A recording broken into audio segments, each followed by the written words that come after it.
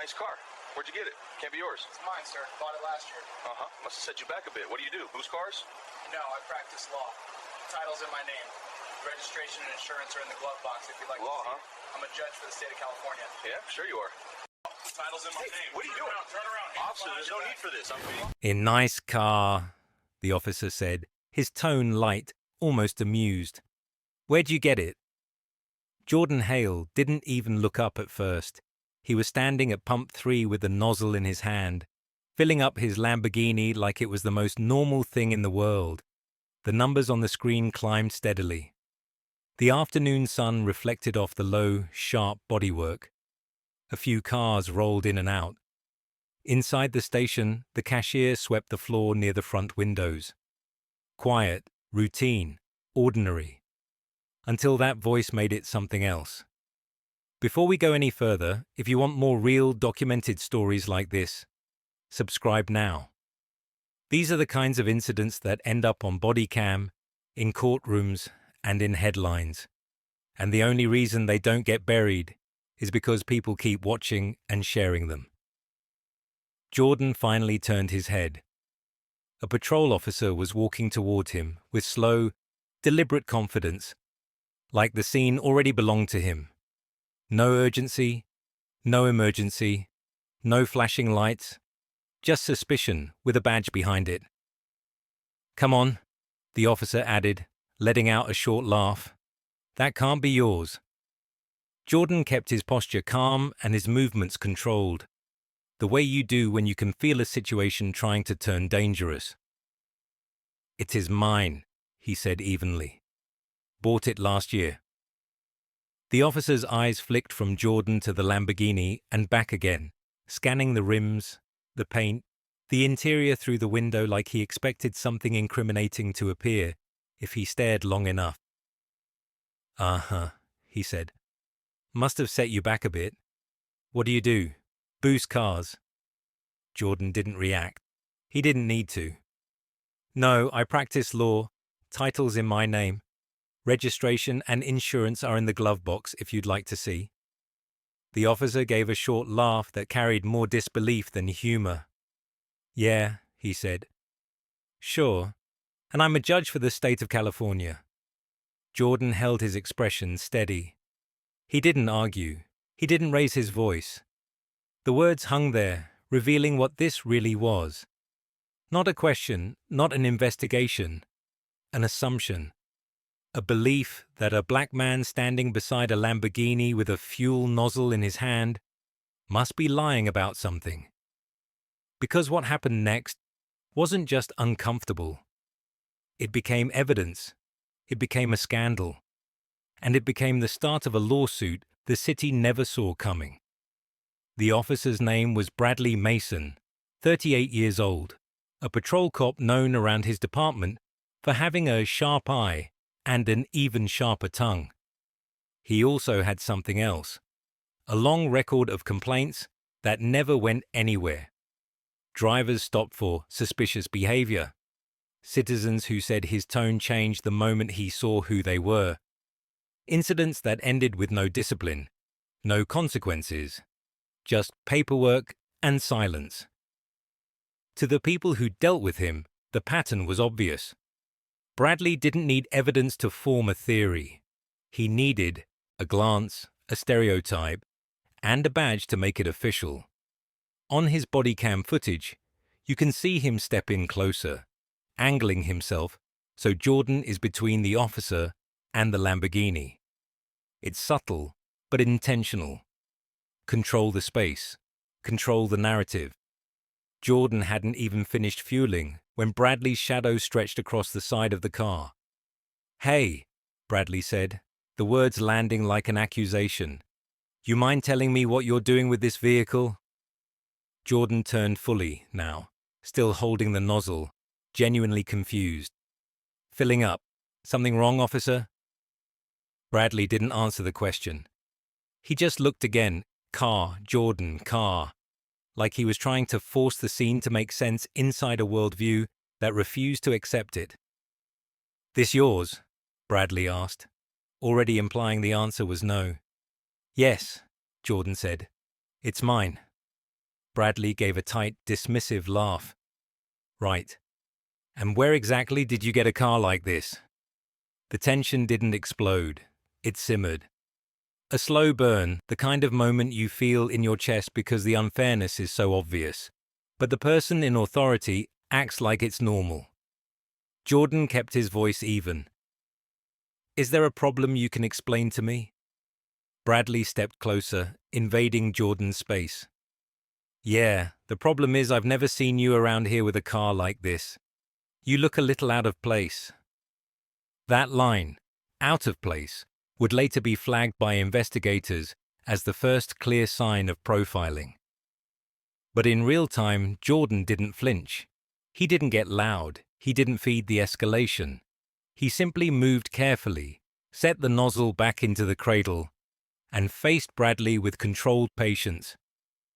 I'm not required to be from this neighborhood to buy gas, Jordan said.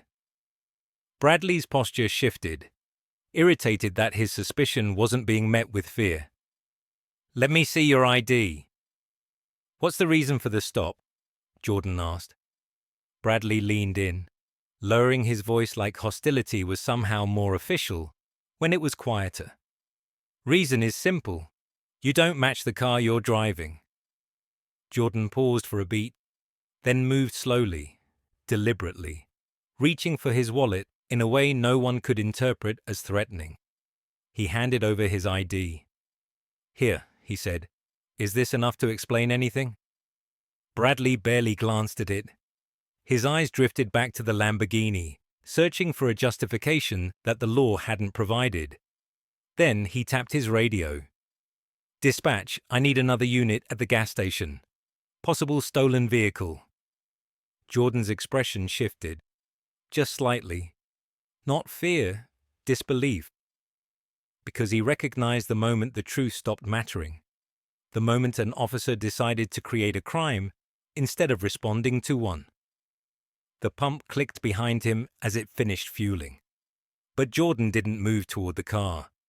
He simply watched Bradley watch him, an officer building certainty out of nothing but prejudice wrapped in authority.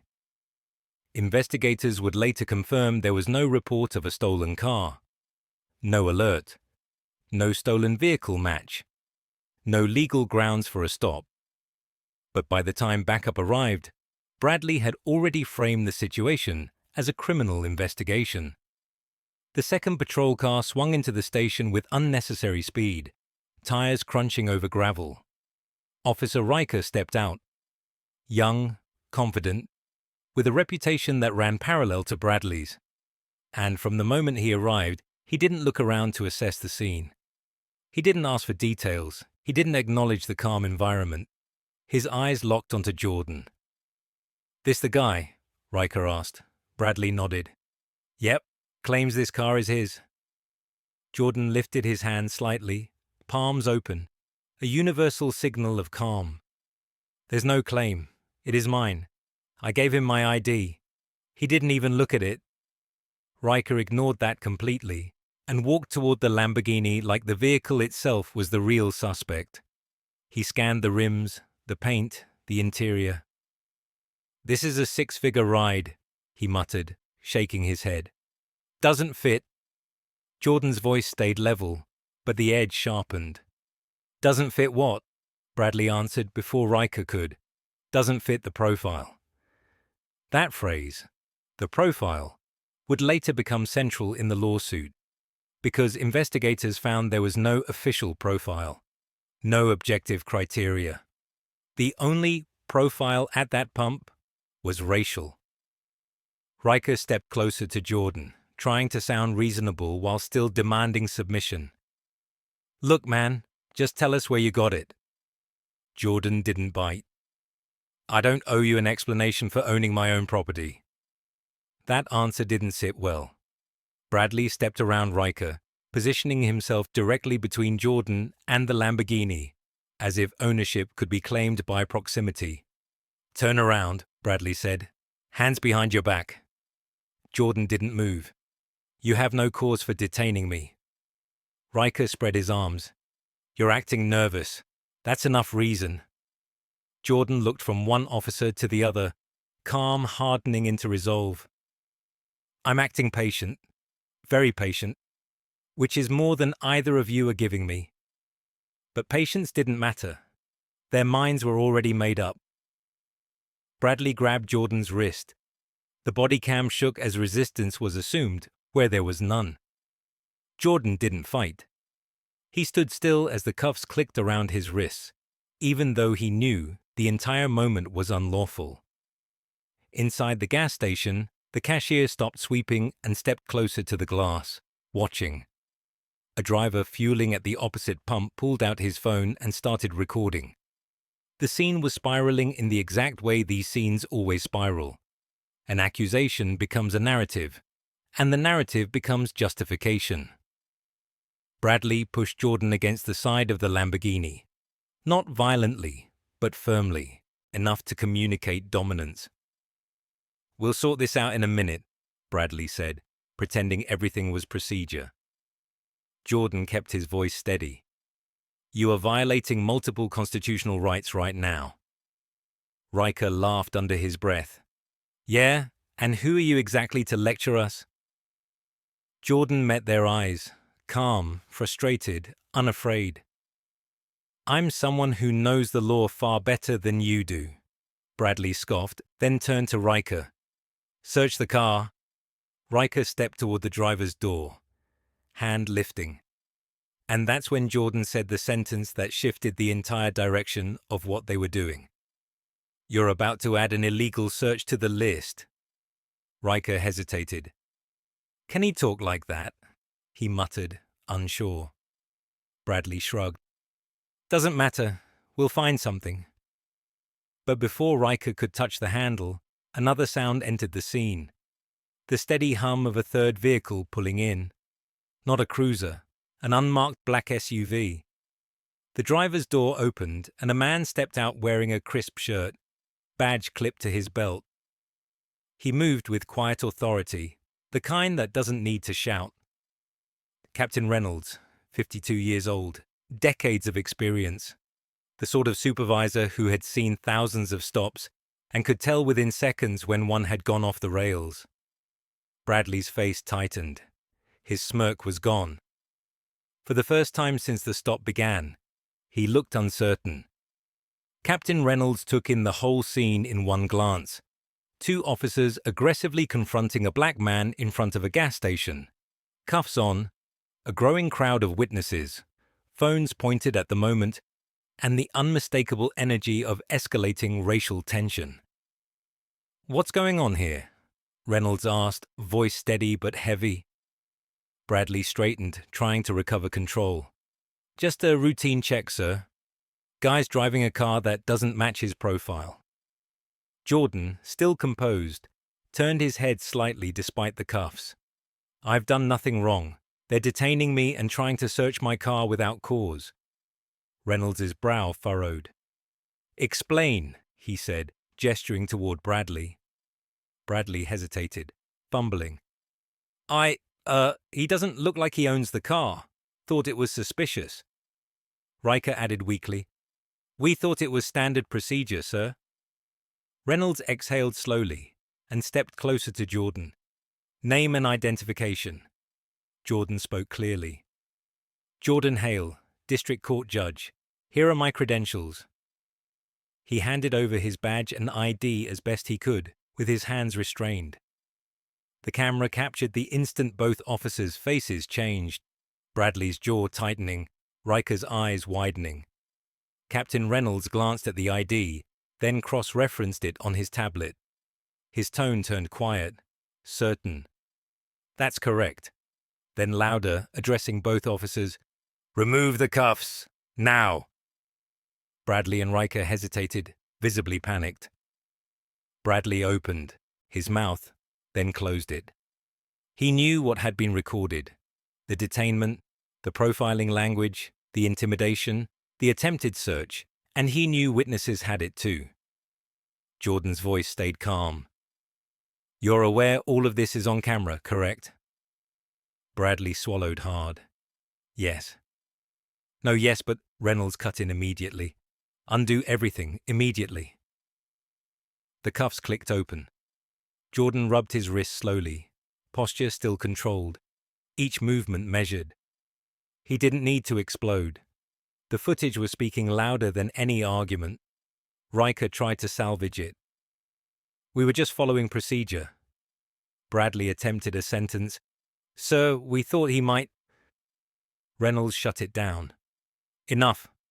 You will provide full statements, and you will explain why you felt a black judge in an expensive car needed this kind of treatment." Jordan stepped back from the Lamborghini and looked directly at both officers. "This isn't about procedure.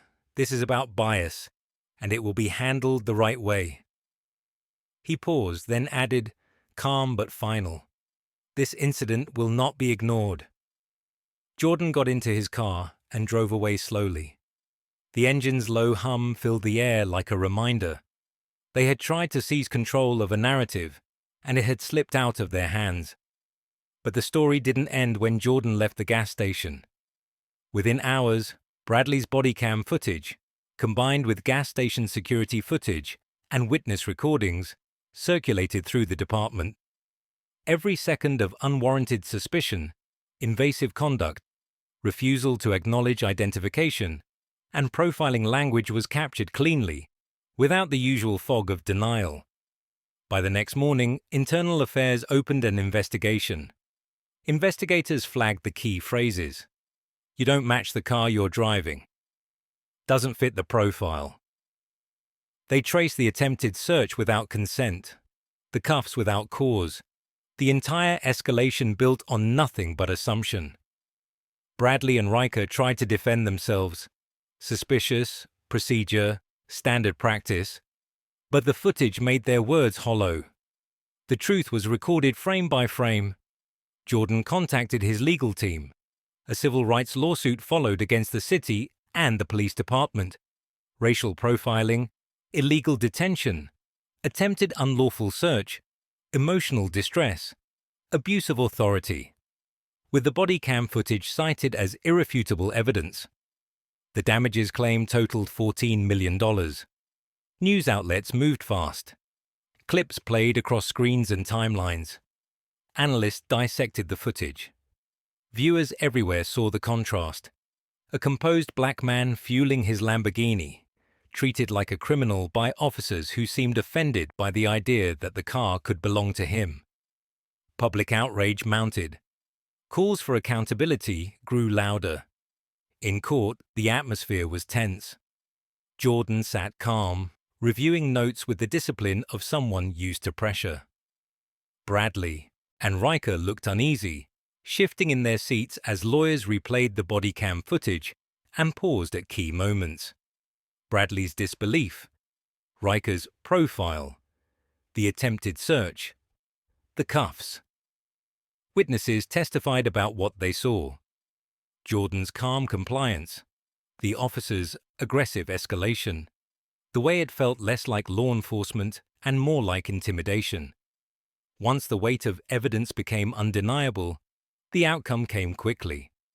The city agreed to a $14 million settlement. Bradley and Riker were terminated. Their careers ended in disgrace, not because someone told the story well, but because the camera told it perfectly. The department implemented stricter protocols, more oversight, more documentation, more accountability attached to training. That used to mean nothing. And that gas station became a quiet symbol of what happens when authority meets assumption, and the assumption finally gets confronted by proof. Jordan returned to his judicial duties. He didn't need to chase headlines. His composure did what rage couldn't. It forced the system to look at itself in public. Because the hardest part of this story isn't the insult. It isn't even the cuffs. It's the fact that, in the officers' minds, the problem wasn't anything Jordan did. The problem was that he existed, calmly, legally, successfully, in a place they decided he didn't belong. And if you believe justice should stand above bias, share this story, comment your thoughts, and subscribe. because accountability only happens when people refuse to look away.